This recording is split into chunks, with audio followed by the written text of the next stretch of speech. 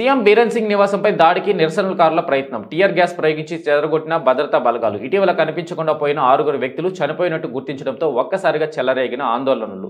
సమగ్ర పరిష్కారాన్ని చూపాలని కోరుతున్న సివిల్ సొసైటీ గ్రూపులు, మంత్రులు, ఎమ్మెల్యేలు సమావేశమై సమస్య పరిష్కరించాలని 24 గంటల అల్టిమేటం. ఈశాన్య రాష్ట్రం మణిపూర్ మరోసారి అట్టడుగుతుంది. జిరిబామ్ జిల్లాలో భద్రతా బలగాలు, కుకీ తెగకు చెందిన సాయుధ మిలిటెంట్ల మధ్య సోమవారం ఎదురుకాల్పులు జరిగిన విషయం తెలిసిందే. ఈ ఘటనలో 10 మంది సాయుధ కుకీలు చనిపోయారు. ఈ హింసాత్మక ఘటన తర్వాత కనిపించకుండా పోయిన ఓ కుటుంబానికి చెందిన 6 వ్యక్తుల మృతదేహాలు బరక్ అనే నదిలో కనిపించాయి. దీంతో ఒక్కసారిగా నిరసనలు చెలరేగి పరిస్థితులు ఉధృతంగా మారాయి.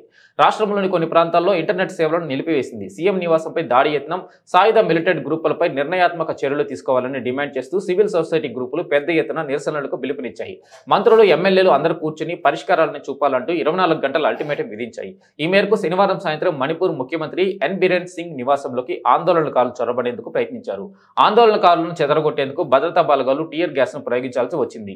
మరో 3 మంత్రులు, 6 ఎమ్మెల్యేల నివాసాలపై కూడా నిరసనకారులు దాడి చేశారు. దీంతో మణిపూర్ లో మళ్లీ అశాంతి నెలకొంది.